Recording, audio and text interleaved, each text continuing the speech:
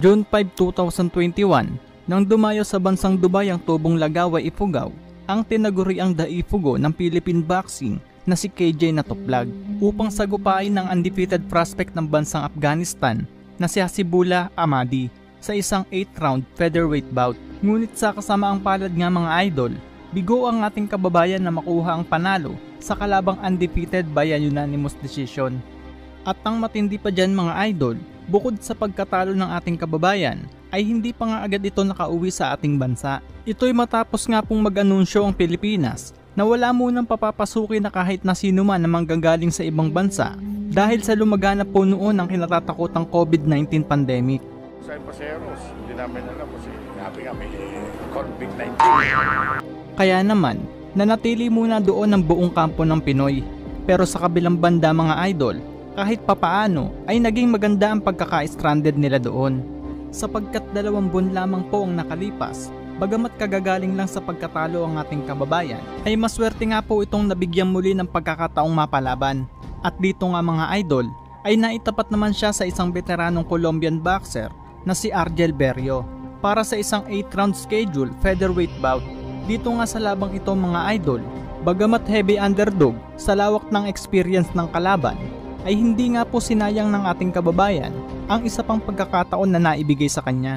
Dito nga mga idol, sa ikatlong round ay bumagsak ang veteranong si Barrio nang kumonekta ang isang solidong right uppercut sa baba nito.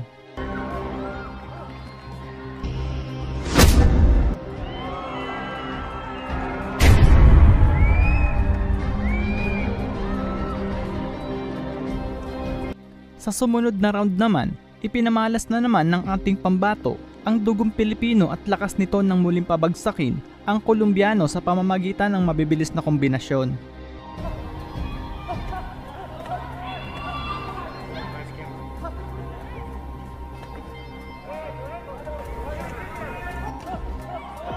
Hindi man ganoong kaganda ang pagkaka-knockdown tulad ng nauna, ay alam na po ng referee na alanganin na at hindi na kaya magpatuloy sa laban ng Colombiano.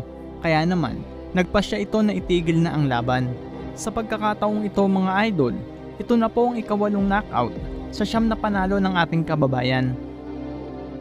Dahil sa impresibong panalong ito ng ating pambato, ay naging tulay ito para mabigyan ng pagkakataon upang mapalaban sa isang kampyonato.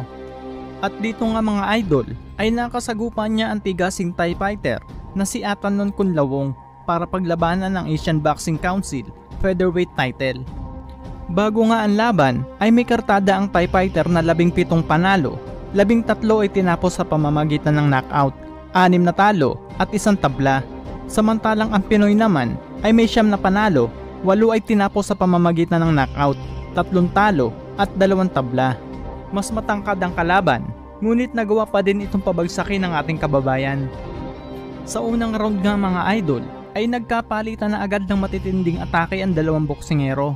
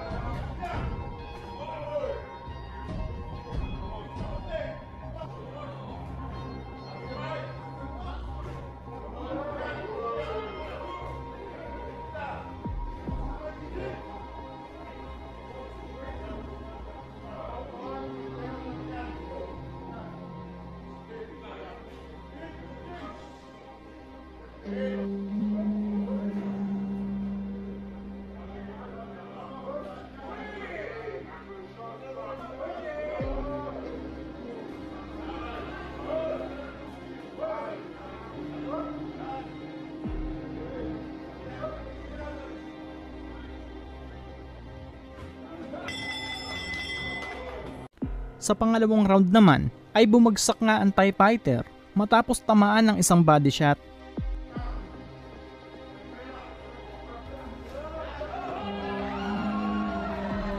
Bagamat ang ruling ng referee ay nadulas lamang itong si Kunlawong, pero kung titingnang mabuti ay kitang-kitang isang suntok sa tagiliran ang tumama at nagpabagsak dito sa Thai na kalaban.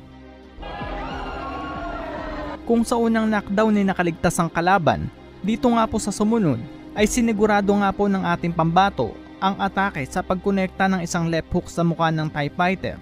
Mahiya mo hinampas ng 2x2 sa lakas ng bira ng Pinoy.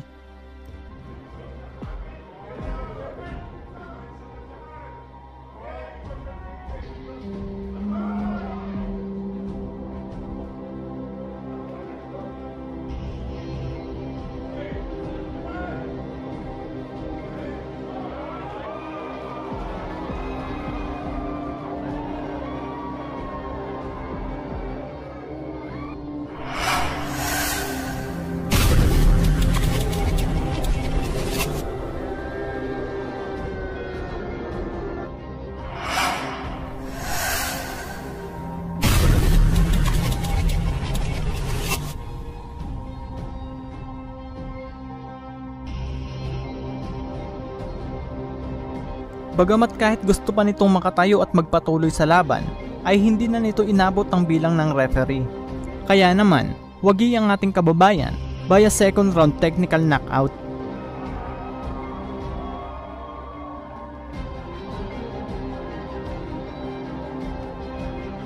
At ang pinaka-latest fight nga po ng ating kababayang si KJ na tuplag mga idol ay noong March 30, 2023 sa Bangkok, Thailand, kung saan nakaharap ng Pinoy ang Thai fighter na si Nakharin Hangyu.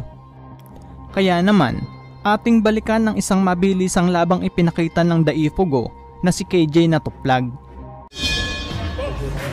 KJ, he's the first. Other teammates have won their bouts.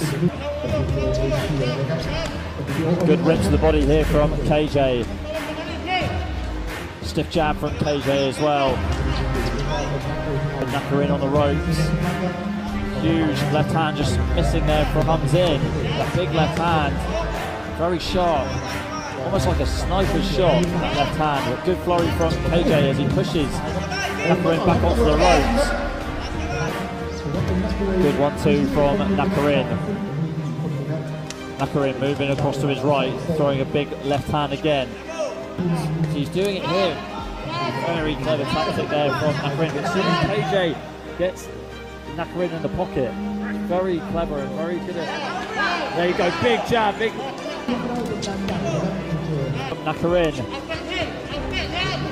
It's definitely been KJ with the powerful shots, but Nakharin goes circling to his right and to his left.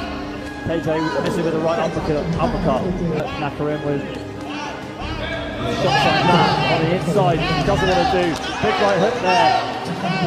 Nakharin is still getting control with that left hand.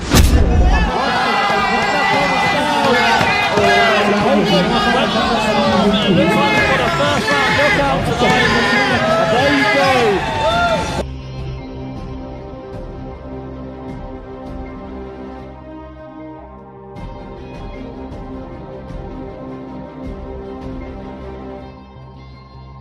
Your winner of this super featherweight affair.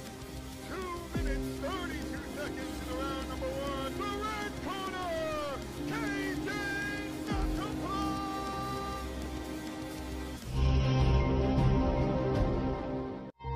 Maraming salamat po mga idol sa inyong suporta, at kung nagustuhan nyo ang video natin ngayon, huwag mo sanang kalimutan mag-like, subscribe at pag-hit ng bell button para updated kayo sa susunod pa nating video. Maraming salamat po at God bless.